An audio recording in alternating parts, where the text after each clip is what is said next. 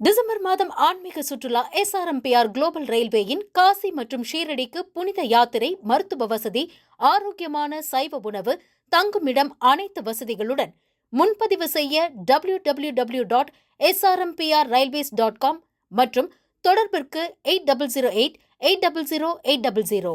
ஊடகவியலாளர் திரு ஜென்ராம் இணைந்திருக்கிறார். வணக்கம் திரு ஜென்ராம். இந்த 3 முக்கியமான மசோதாக்கள் ஆபத்தானவை அப்படின்ற மாதிரியான கருத்துக்களை எதிர்க்கட்சிகள் முன்வச்சு வராங்க.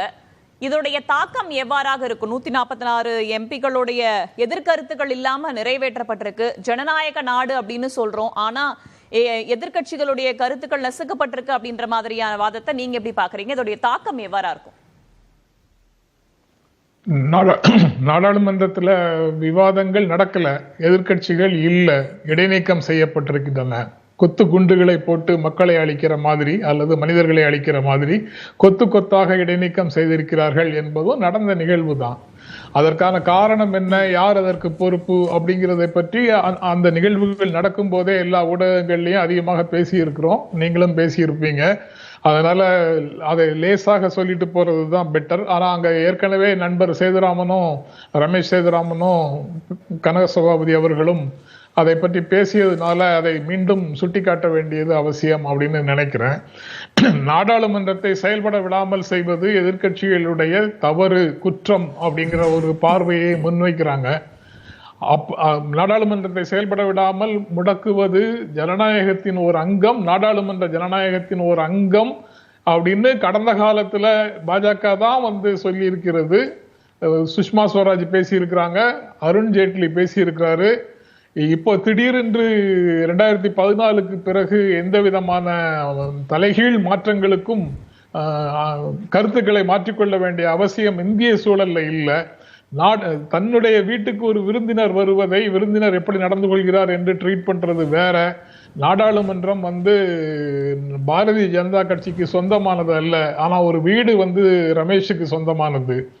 அங்க வரக்கூடிய விருந்தினர் எனக்கு அங்க இருக்க விருப்பம் இல்லை, நான் வெளியில போறேன்னா அதை புரிந்து கொள்ள முடியும். நாடாளுமன்றத்திற்கு மக்கள் ஆளுங்கட்சியை மட்டும் தேர்ந்தெடுக்கவில்லை, எதிர்கட்சிகளையும் தேர்ந்தெடுக்கிறார்கள். மக்கள் நாடாளுமன்றத்தை தான் தேர்ந்தெடுக்கிறாங்க, பிரதமரை தேர்ந்தெடுப்பது இல்லை. பிரதமரை, நிர்வாகத்தை தேர்ந்தெடுப்பது நாடாளுமன்றம் தான். அப்ப நாடாளுமன்றம்ங்கிறது ஆளுங்கட்சிக்கு மட்டுமே சொந்தமானது என்ற மனநிலை, என்ற சிந்தனை இப்போது இருக்கக்கூடிய ஒன்றிய ஆளும் கட்சிக்கு இருக்கிறது தான் இந்த மாதிரி பிரச்சனைகள் வருவதற்கான அடித்தளமாக இருக்குது. அந்த சிந்தனையிலிருந்து தான் அதுக்கப்புறம் நடக்கக்கூடிய நிகழ்வுகள் எல்லாமே வருது. சட்டங்கள் இயற்றப்படுவதற்கு நாடாளுமன்றத்துல விவாதம் அவசியம். விவாதம்ங்கிறது நாடாளுமன்றத்துக்குள்ள டேபிள் பண்ணதுக்கு அப்புறம் நடக்கக்கூடிய விவாதம் மட்டும் இல்லை, நாடாளுமன்ற குழுக்கள், நாடாளுமன்ற நிலைக்குழுக்கள் எல்லாவற்றிலும் நடக்கக்கூடிய உரையாடல்களும் விவாதங்களும் அந்த சட்டங்களையோ திட்டங்களையோ செழுமைப்படுத்துவதற்கு மிக முக்கியமான பங்காற்றுகின்றன. ஆனால் மாற்று கருத்துக்கு இடமே கொடுக்க கூடாதுங்கிற மனநிலையோட செயல்படக்கூடிய நிலையில தான் அந்த நாடாளுமன்ற நிலைக்குழுக்கள், பிற நாடாளுமன்ற குழுக்கள் எல்லாமே செயல்படாத ஒரு தன்மைக்குள்ள மாறி நிற்கிறது அப்படிங்கறத அந்த குழுக்கள்ல இருக்கக்கூடியவர்கள் சொல்றாங்க. நீங்களோ நானோ ஆண்டாள் பிரியதர்ஷினியோ இங்கு கற்பனையாக சொல்லல, அந்த குழுக்கள்ல இருக்கக்கூடிய பிற உறுப்பினர்கள் சொல்லக்கூடிய விஷயம். அந்த மாதிரி உரையாடல்களுக்கான வெளிகள் அனைத்தும் அடைக்கப்படுகின்றன, மாற்று கருத்துகள் முற்றிலுமாக மறுக்கப்படுகின்றன. ஊடகங்கள்ல பேசலாம்னா ஊடகங்கள் நெருக்கடிகளுக்கு உள்ளாக்கப்பட்டிருக்கின்றன, ஊடகங்கள்ல பேச முடியல, நாடாளுமன்றத்துல பேச முடியல. அதனாலதான் மக்களை போய் சந்திக்க வேண்டிய ஒரு கட்டாயத்துக்குள்ள எல்லாரும் சேருகிறார்கள் அப்படின்னு எதிர்கட்சிகளை சேர்ந்தவர்கள் தொடர்ந்து சொல்லிட்டு இருக்கிறாங்க.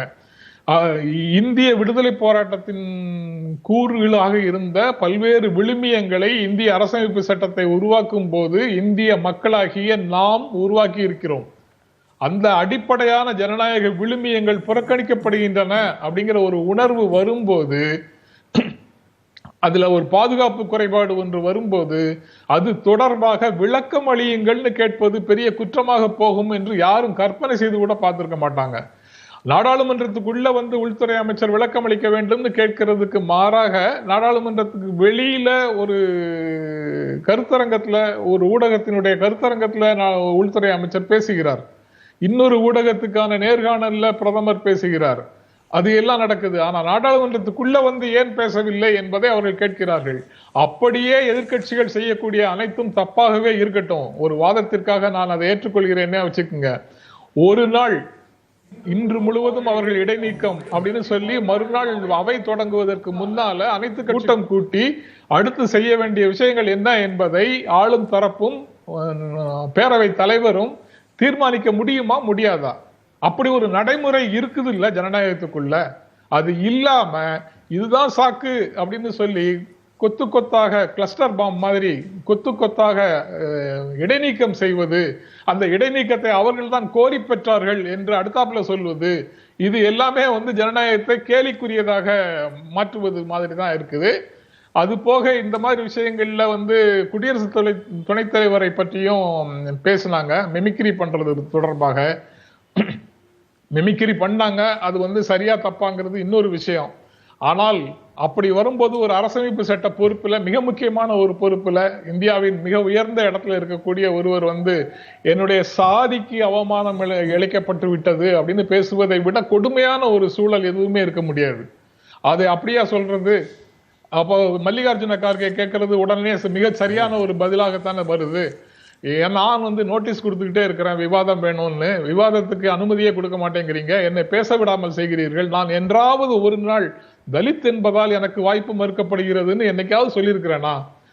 உயர்ந்த பதவிகளை பிடிச்சிருக்கிறோம், உயர்ந்த பதவிகளில் அமர்ந்து இருக்கிறோம் என்றால் அதற்கென்று இருக்கக்கூடிய நாகரிகத்தை பேண வேண்டிய பொறுப்பு நமக்கு இல்லையா அப்படின்னு மல்லிகார்ஜுன கார்கே கேட்பது மிகச் சரியானதாக. தொடர்பாக ஏற்கனவே முன்னாள் மத்திய அமைச்சர் ப. சிதம்பரம் கூட ட்வீட்ல சொல்லியிருந்தாரு. இப்போ இந்த மாதிரியாக மசோதாக்கள் நிறைவேற்றப்படும் ஏற்கனவே தெரியும் அப்படின்ற பட்சத்துல எதிர்க்கட்சிகள் அதற்கு எதிராக வியூகம் அமைக்க தவறிவிட்டார்களா அப்படின்ற ஒரு கேள்வியும் இருக்கு.